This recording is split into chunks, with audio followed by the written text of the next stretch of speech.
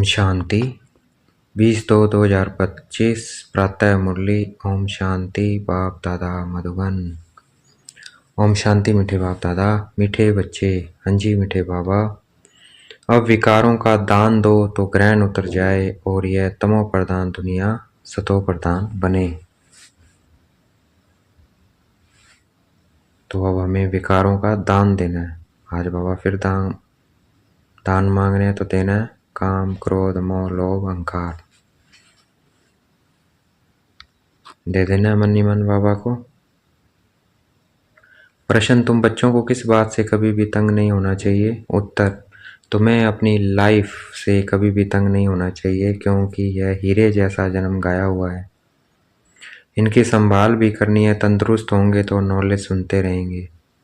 यहाँ जितना दिन जिएंगे कमाई होती रहेगी, हिसाब किताब चुकतू होता रहेगा। गीत है ओम नमः शिवाय। ओम शांति। आज गुरुवार है, तुम बच्चे कहेंगे सतगुरुवार, क्योंकि सतयुग की स्थापना करने वाला भी है। सत्यनारायण की कथा भी सुनाते हैं प्रैक्टिकल में। सतयुग की स्थापना करने वाला भी है और सत्यनारायण की कथा भी सुनाते हैं प्रैक्टिकल में। नर से नारायण बनाते हैं, गाया भी जाता है सर्व का सदगति दाता। फिर वृक्षपति भी है। यह मनुष्य सृष्टि का झाड़ है, जिसको कल्प वृक्ष कहते हैं। कल्प कल्प अर्थात 5000 वर्ष बाद फिर से हूबहू रिपीट होता है। झाड़ भी रिपीट होता है ना। फूल 6 मास निकलते हैं, फिर माली लोग जड़ निकाल रख देते हैं, फिर लगाते हैं तो फूल निकल पड़ते हैं। अब यह तो बच्चे जानते हैं, बाप की जयंती भी आधा कल्प बनाते हैं। आधा कल्प भूल जाते हैं, भक्ति मार्ग में आधा कल्प याद करते हैं। बाबा कब आकर के गार्डन ऑफ फ्लावर्स स्थापन करेंगे? दशाएं तो बहुत होती है ना। बृहस्पति की दशा भी है, उतरती कला की भी दशाएं होती है। इस समय भारत पर राहु का ग्रहण बैठा हुआ है। चंद्रमा को भी जब ग्रहण लगता है तो पुकारते हैं दे दान तो छूटे ग्रहण। अब बाप भी कहते हैं 5 विकारों का दान दे दो तो छूटे ग्रहण। अभी सारी सृष्टि पर ग्रहण लगा हुआ है, 5 तत्वों पर भी ग्रहण लगा हुआ है, क्योंकि तमो प्रधान है। हर चीज नई फिर पुरानी जरूर होती है। नई को सतो प्रधान, पुरानी को तमो प्रधान कहते हैं। छोटे बच्चे को भी सतो प्रधान महात्मा से भी ऊंच गिना जाता है, क्योंकि उनमें 5 विकार नहीं रहते हैं। भक्ति तो सन्यासी भी छोटेपन में करते हैं, जैसे रामतीर्थ श्री कृष्ण का पुजारी था रामतीर्थ।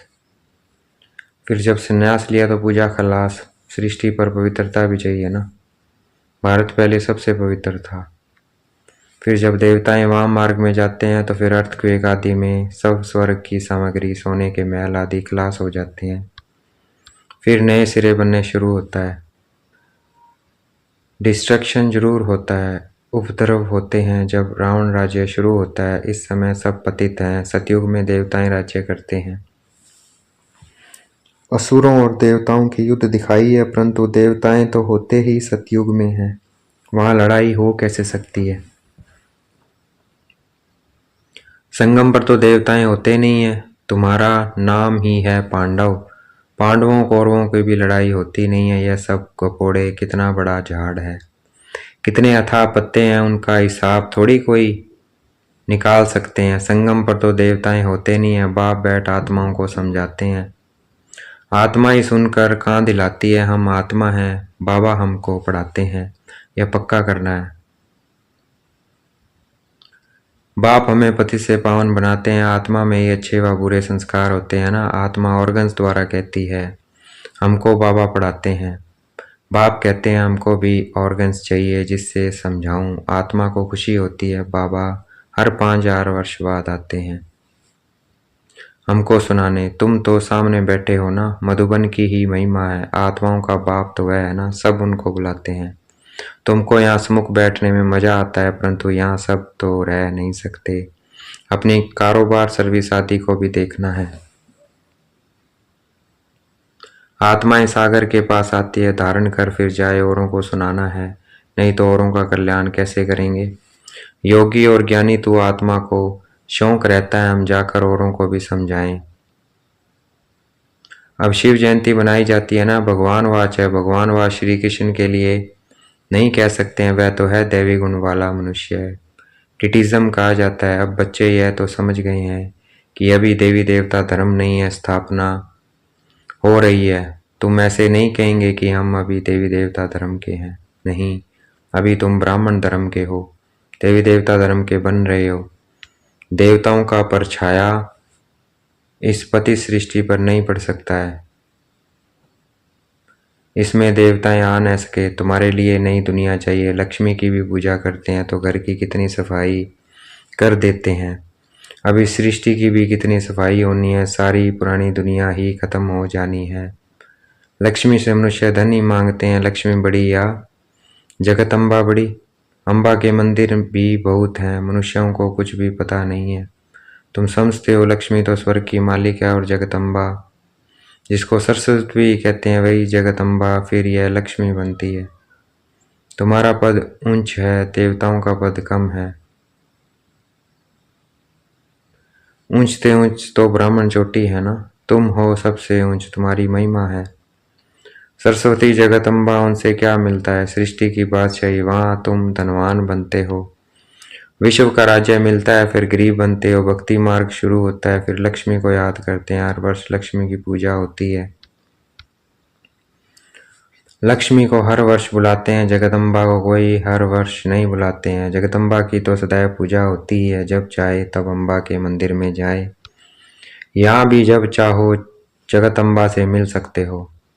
तुम भी जगदम्बा हो ना, सबको विश्व का मालिक बनने का रास्ता बताने वाले हो।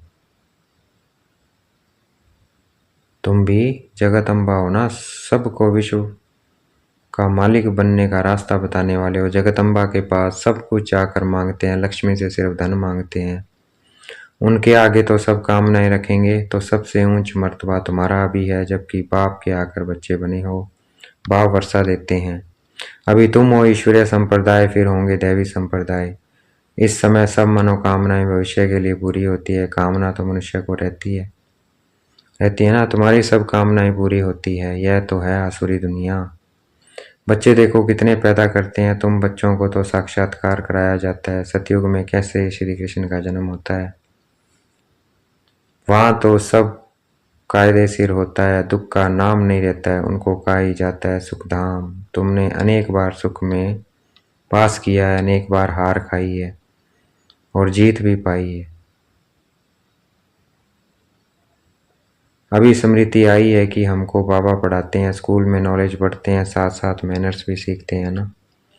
वहाँ कोई इन लक्ष्मी नारायण जैसे मैनर्स नहीं सीखते हैं। अभी तुम दैवी गुण धारण करते हो, महिमा भी उनकी ही गाते हैं, सर्वगुण संपन्न।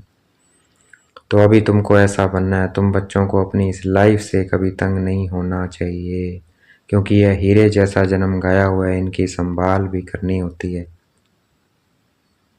तंदुरुस्त होंगे तो नॉलेज सुनते रहेंगे, बीमारी में भी सुन सकते हैं, बाप को याद कर सकते हैं। यहाँ जितना दिन जिएंगे सुखी रहेंगे, कमाई होती रहेगी, हिसाब किताब चुकता होता रहेगा। बच्चे कहते हैं बाबा सतयुग कब आएगा, यह बहुत गंदी दुनिया है। बाप कहते हैं अरे पहले कर्मातीत अवस्था तो बनाओ, जितना हो सके पुरुषार्थ करते रहो। बच्चों को सिखलाना चाहिए कि शिव बाबा को याद करो। यह है अव्यभिचारी याद। एक शिव की भक्ति करना, वह है अव्यभिचारी भक्ति, सतो प्रधान भक्ति। फिर देवी देवताओं को याद करना, वह है सतो भक्ति। बाप कहते हैं उठते बैठते मुझे बाप को याद करो। बच्चे ही बुलाते हैं हे पतित पावन, हे लिबरेटर, हे गाइड। ये आत्मा ने कहा ना। बच्चे याद करते हैं, बाप अभी स्मृति दिलाते हैं। तुम याद करते आए हो, हे दुख हरता सुख करता आओ। आकर दुख से छुड़ाओ, लिबरेट करो, शांति धाम में ले जाओ। बाप कहते हैं तुमको शांति धाम में ले जाऊंगा, फिर सुख धाम में तुमको साथ नहीं देता हूँ। साथ अभी देता हूँ, सभी आत्माओं को घर ले जाता हूँ। मेरा अभी पढ़ाने का साथ है और फिर वापस घर ले जाने का साथ है। बस मैं अपना परिचय तुम बच्चों को अच्छी रीति बैठ सुनाता हूँ। जैसे जैसे जो पुरुषार्थ करेंगे उस अनुसार फिर वहाँ प्रावलत पाएंगे। समझ तो बाप बहुत देते हैं। जितना हो सके मुझे याद करो तो विक्रम विनाश होंगे। और उड़ने के पंख मिल जाएंगे। आत्मा को कोई ऐसे पंख नहीं है। आत्मा तो एक छोटी बिंदी है। किसी को यह पता नहीं है कि आत्मा में कैसे 84 जन्मों का पाठ नुंदा हुआ है। न आत्मा का किसी को परिचय है, न परमात्मा का परिचय है। तब बाप कहते हैं, मैं जो हूँ जैसा हूँ मुझे कोई भी जान नहीं सकता है। मेरे द्वारा ही मुझे और मेरी रचना को जान सकते हैं। मैं ही आकर तुम बच्चों को अपना परिचय देता हूँ। आत्मा क्या है वह भी समझाता हूँ। इनको सोल रियलाइजेशन कहा जाता है। आत्मा भृकुटी के बीच में रहती है। कहते भी हैं भृकुटी के बीच चमकता है अजब सितारा। परंतु आत्मा क्या चीज है यह बिल्कुल कोई नहीं जानते हैं। जब कोई कहते हैं कि आत्मा का साक्षात्कार हो तो उन्हें समझाओ कि तुम तो कहते हो भृकुटी के बीच स्टार है, स्टार को क्या देखेंगे? टिक्का भी स्टार का ही देते हैं, चंद्रमा में भी स्टार दिखाते हैं। वास्तव में आत्मा है स्टार। अभी बाप ने समझाया है। तुम ज्ञान स्टार्स हो, बाकी वह सूर्य चांद सितारे तो मांडवे को रोशनी देने वाले हैं। वह कोई देवताएं नहीं है। भक्ति मार्ग में सूर्य को भी पानी देते हैं। भक्ति मार्ग में है बाबा भी सब करते थे। सूर्य देवताएं नमः, चंद्र देवताएं नमः कहकर पानी देते थे। यह सब है भक्ति मार्ग। इसने तो बहुत भक्ति की हुई है। नंबर 1 पूज्य तो फिर नंबर 1 पुजारी बने हैं। नंबर तो मिलेंगे, गिनेंगे ना। रुद्रमाला के भी नंबर तो है ना। भक्ति भी सबसे जास्ती इसने की है। अब बाप कहते हैं छोटे बड़े सबकी वानप्रस्थ अवस्था है। अभी है सबको अभी मैं सबको ले जाऊंगा, फिर यहाँ आएंगे ही नहीं। बाकी शास्त्रों में जो दिखाते हैं, प्रलय हुई, जलमय हो गई, फिर पीपल के पत्ते पर श्री कृष्ण आया। बाप समझाते हैं सागर की कोई बात नहीं है। वहां तो गर्भ महल है जहाँ बच्चे बहुत सुख में रहते हैं। यहाँ गर्भ जेल कहा जाता है। पापों को भोगना गर्भ में मिलती है। फिर भी बाप कहते हैं मन मना भाव मुझे याद करो। प्रदर्शनी में कोई पूछते हैं सीढ़ी में और कोई धर्म क्यों नहीं दिखाए। बोलो औरों के 84 जन्म तो है नहीं, सब धर्म झाड़ में दिखाए हैं। उससे तुम अपना हिसाब निकालो कि कितने जन्म लिए होंगे। हमको तो सीढ़ी 84 जन्मों की दिखानी है। बाकी सब चक्कर में और झाड़ में दिखाए हैं। इनमें सब बातें समझाई है। नक्शा देखने से बुद्धि में आ जाता है ना। लंदन का, फलाना शहर का बाप कितना सहज कर समझाते हैं। सभी को यही बताओ कि 84 का चक्कर ऐसे फिरता है। अभी तमो प्रधान से सतो प्रधान बनना है। तो बेद के बाप को याद करो तो तुम पावन बन जाएंगे। और फिर पावन दुनिया में चले जाएंगे। कोई तकलीफ की बात नहीं है। जितना समय मिले बाप को याद करो तो पक्की टेप पड़ जाएगी। बाप की याद में तुम दिल्ली तक पैदल जाओ तो भी थकावट नहीं होगी। सच्ची याद होगी तो देह का भान टूट जाएगा। फिर थकावट हो नहीं सकती है। पिछाड़ी में आने वाले और ही याद में दिखे जाएंगे। अच्छा, देखेंगे बाप दादा याद प्यार दे रहे हैं। मीठे मीठे सिगल दे बच्चों प्रति माता पिता बाप दादा का याद प्यार। और गुड मॉर्निंग रूहानी बाप की रूहानी बच्चों को नमस्ते। हमें भी याद प्यार देना। हम रूहानी बच्चों की रूहानी बाप दादा को दिलवा जान शिकवा प्रेम से बेद का याद प्यार और नमस्ते। धारणा के लिए मुख्य सार, एक बाप की अव्यभिचारी याद में रह देहभान को खत्म करना है। अपनी कर्मातीत अवस्था बनाने का पुरुषार्थ करना है। इस शरीर में रहते अविनाशी कमाई जमा करनी है। ज्ञानी तू आत्मा बन, औरों की सर्विस करनी है। बाप से जो सुना है उसे धारण कर दूसरों को सुनाना है। 5 विकारों का दान दे, राहु के ग्रहण से मुक्त होना है। आज का वरदान है, देखेंगे बाप दादा ने मस्तक पे यात्रा का वरदान दे रहे हैं। एक मत और एक रस अवस्था द्वारा धरनी को फलदायक बनाने वाले हिम्मतवान भाव। एक मत और एक रस अवस्था द्वारा धरनी को फलदायक बनाने वाले हिम्मतवान भाव। एक मत और एक रस अवस्था द्वारा धरनी को फलदायक बनाने वाले हिम्मतवान भाव। जब आप बच्चे हिम्मतवान बनकर संगठन में एक मत और एक रस अवस्था में रहते हैं व एक ही कार्य में लग जाते हो तो स्वयं भी सदा। जब आप बच्चे हिम्मतवान बनकर संगठन में एक मत और एक रस अवस्था में रहते हैं वाय की कार्य में लग जाते हैं तो स्वयं भी सदा प्रफुल्लित रहते हैं और धरनी को भी फलदायक बनाते हो। जैसे आजकल साइंस द्वारा अभी अभी बीज डाला, अभी अभी फल मिला, ऐसे ही साइलेंस केबल से सहज और तीव्र गति से प्रत्यक्षता देखेंगे। जब स्वयं निर्वगन एक बाप की लगन में मगन, एक मत और एक रस रहेंगे तो अन्य आत्माएं भी स्वत सहयोगी बनेंगी और धरनी फलदायक हो जाएगी।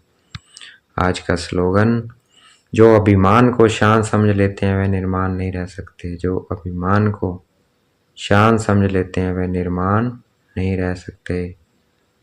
यह व्यक्त इशारे, एकांत प्रिय बनो, एकता और एकाग्रता को अपनाओ। एकांतवासी और रमणीकता, दोनों शब्दों में बहुत अंतर है, लेकिन संपूर्णता में दोनों की समानता रहे। जितना ही एकांतवासी उतना ही फिर साथ साथ रमणीकता भी हो। एकांत में रमणीकता गायब नहीं होनी चाहिए, दोनों समान और साथ साथ रहे। अभी अभी एकांतवासी, अभी अभी रमणीक। जितनी गंभीरता उतना ही मिलनसार भी हो। मिलनसार अर्थात सर्व के संस्कार और स्वभाव से मिलने वाला।